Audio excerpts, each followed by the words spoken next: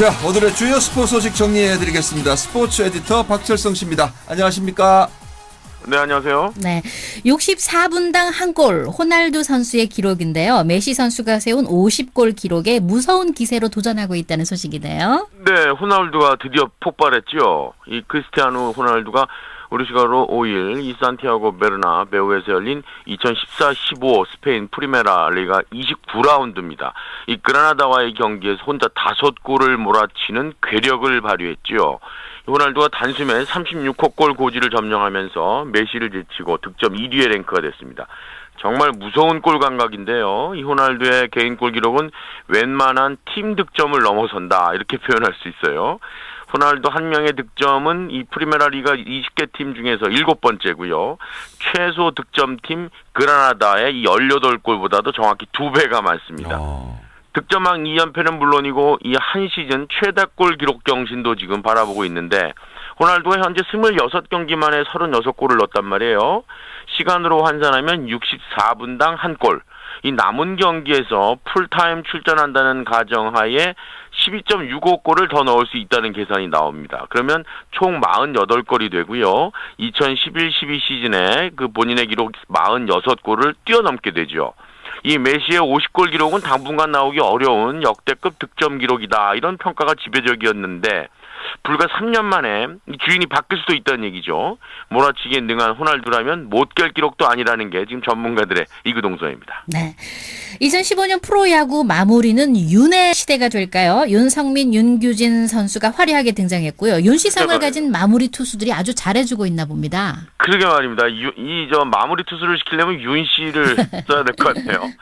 국내 이 마무리 투수계의 지각 변동 예고일까요? 아니면 일시적인 현상일까요? 상당히 궁금해지는데, 말씀처럼 기아의 윤성민, 한화의 윤규진 선수가 주인공이죠.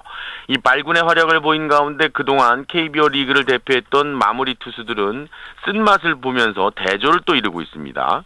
개막 이후에 지금까지 KBO 리그에서 가장 큰 화제를 모은 마무리 투수, 단연 윤성민과 윤규진을 꼽을 수 있는데, 이 한국으로 돌아와서 기아의 마무리 투수로 낙점된 윤성민 선수, 개막 이후 3차례의 기회를 모두 세이브로 바꾸면서 단독 선두에 나섰습니다.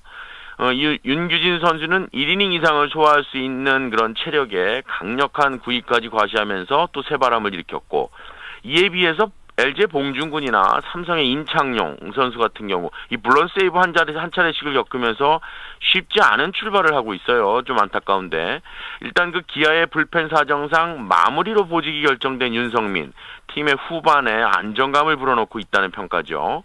3월 28일 광주 LG전에서 1과 3분의 1이닝 동안 세이브로 가장 까다로운 첫 출발을 넘겼고, 그 후 세이브 행진을 이어가면서 아주 기아의 뒷문을 단단히 걸어 잠궈주고 있습니다. 네. 지난 1일 문학 SK전에서는 1이닝 2개의 탈삼진 퍼펙트를 보였고요. 또 5일 수원 KT전에서도 1이닝 1개의 탈삼진 무실점으로 김기태 감독의 표정을 아주 밝게 해주고 있습니다. 윤성민 선수가 군계 일학이다, 이렇게 표현을 한다면 윤규진은 한화의 불펜에서 고군분투했다, 이렇게 또 표현할 수 있겠는데요. 박빙의 상황에서 마운드에 오르면서 한화의 승리를 모두 지켜냈습니다. 3월 28일이죠. 목동 넥센전에서 3이닝 동안 4개의 탈삼진, 무실점 역투를 펼쳤고, 그 전날 그 적지 않은 투구수에도 불구하고 이튿날 다시 마운드에 오르면서 1과 3분의 2이닝 무실점 세이브를 따냈습니다. 그리고 2일 두산전에서도 1과 3분의 2이닝 4개의 탈삼진, 무실점 완벽 투구를 보였고 2세이브째를 수확했습니다. 일단 그 3경기에서 6과 3분의 1이닝을 던졌는데요.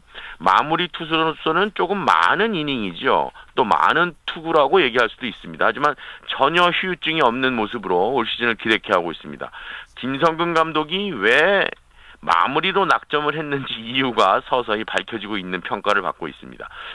이 밖에 또 새롭게 팀의 마무리가 된 투수, 쉽게 얘기하면 어나더 윤, 아주 선전하고 있죠.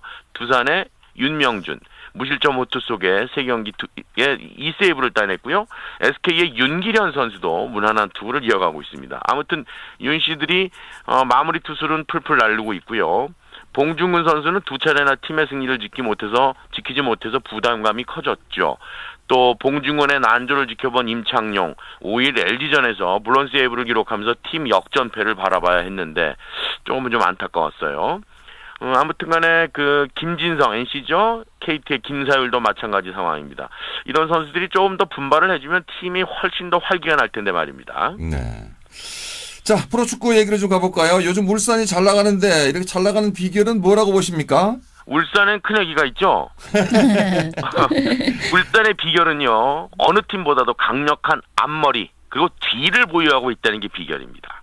예, 지난 그 5일이죠. 이 울산 문수 월드컵 경기장에서 열린 광주 FC와의 그 K리그 클래식 4라운드에서 2대0으로 승리를 했습니다.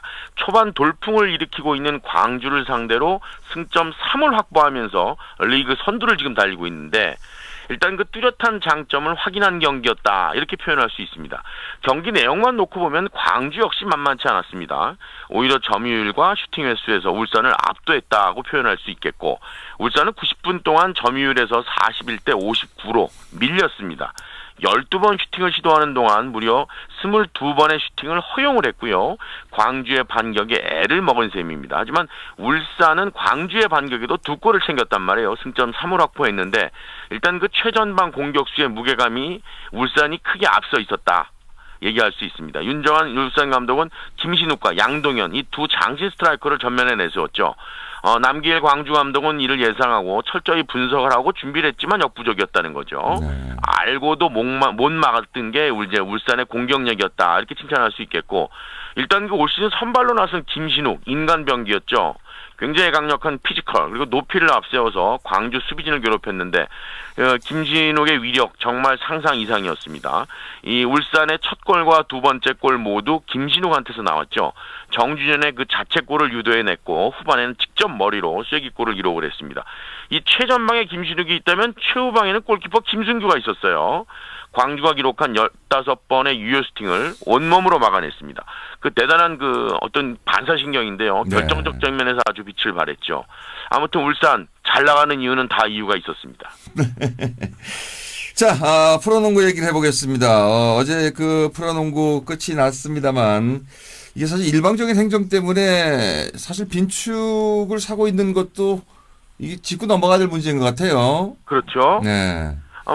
그나저나 어쩌다 이 지경이 됐을까요? 분명 그 2014-15 시즌은 초창기에 초반에 장밋빛 기대로 가득했거든요. 그러면요. 그때 잘 나갔었는데요. 아시안 게임 우승까지 했죠. 예. 그러나 시즌이 돌입하면서 팬들이 등을 돌리기 시작을 했어요. 갖가지 문제점을 KBL이 노출을 하면서 팬들에게 실망감을 안겼습니다. 급기야 울산과 원주를 오갔던 챔피언 결정전에서는 관중석에 KBL을 비판하는 플래카드까지 걸렸습니다. KBL 총재만을 위한 경기냐? 자질과 열정이 없다면 물러나라. 뭐 이런 등등의 내용인데 현실을 직시하지 못하고 논란만 덮으려는데 급급한 KBL 수뇌부들의 태도 이걸 지적하는 거였고요. 이 관계자들은 플래카드 걷어내기에 아주 굉장히 바빴습니다. 지금 농구 팬들의 반감이 심각한 수준에 이르렀습니다. 김명기 총재를 향한 좋지 않은 여론은 아주 굉장히 심각한 수준이고 큰 문제는요. KBL 수뇌부가 여론에 제대로 귀를 기울이지 않는다는 점이죠.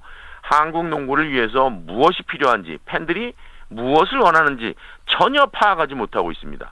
특히 그 김명기 총재는 농구 팬들과 소통하려는 노력 전혀 보이지 않죠. 그저 본인 생각만 밀어붙이기로 하는 그런 모양새인데 또 KBL 내부에서 충원을 하는 세력도 없다는 거죠. 하도 손바닥을 위해서 손금이 없어졌다. 이런 네티즌들의 댓글까지 눈길을 끌고 있습니다. 아무튼 KBL 지금이라도 바로 서야 됩니다. 여전히 KBL엔 좋은 지도자, 훌륭한 선수들이 있고요. 그렇게 좋지 않은 일이 많았는데도 여전히 비판을 하면서 사랑의 관심을 갖는 팬들도 남아 있습니다. 지금 뭐 아직은 일말의 회생 가능성은 남아 있다고 판단이 되는데 무엇보다 중요한 것은 팬들이 원하는 농구를 구사해야 된다는 것이죠. 월요일 아침부터 채찍을 들어서 조금 송구했지만 저는 물러갑니다. 네, 고맙습니다. 스포츠 에디터 박철성 씨와 함께 했습니다. 자, 도로 상황들 조금씩 복잡해지고 있는 도로 또 이렇게 복잡했다가 조금 여유가 있는 도로들 생기고 있는데 지금 3호로 확산파출소에서 좌회전 포항고등학교 방향은 신호 2번 받아야 통과가 가능하다고 최동기 통신원께서 제보를 주셨고요. 동해안로는 계속해서 형산오거리 나오는 쪽으로 힘들게 이동이 돼서 신호 2번 이상 받으셔야 되겠습니다. 오승근의 내 나이가 어때서 준비되어 있고요. 2015년 7월 세계 대학생 스포츠 축제 광주 유니버시아드와 함께한 달리는 라디오 교통방송입니다. 2부 여기서 마무리하고요. 3부에 다시 찾아뵙겠습니다.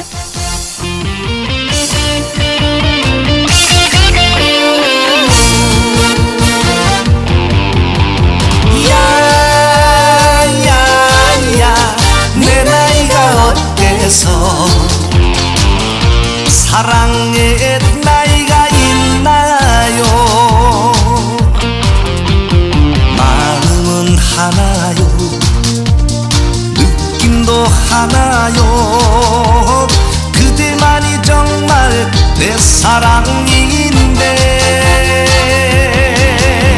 눈물이 나네요.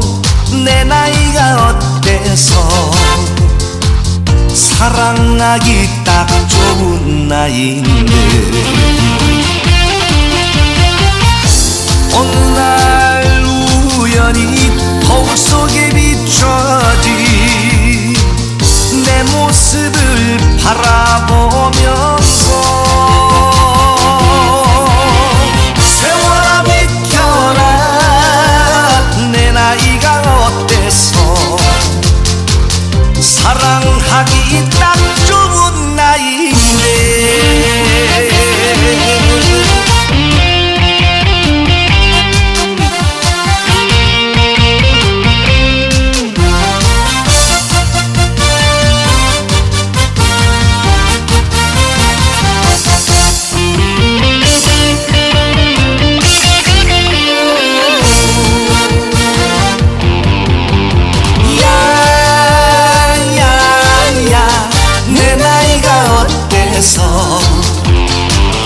사랑의 나이가 있나요? 마음은 하나요? 느낌도 하나요? 그대만이 정말 내 사랑인데 눈물이 나네요. 내 나이가 어때서 사랑하기 딱 좋은 나이인데 어느 날 우연히 거울 속에 비춰진 내 모습을 바라보면서 세월아 비켜라 내 나이가 어때 지금 시각은 6시 55분.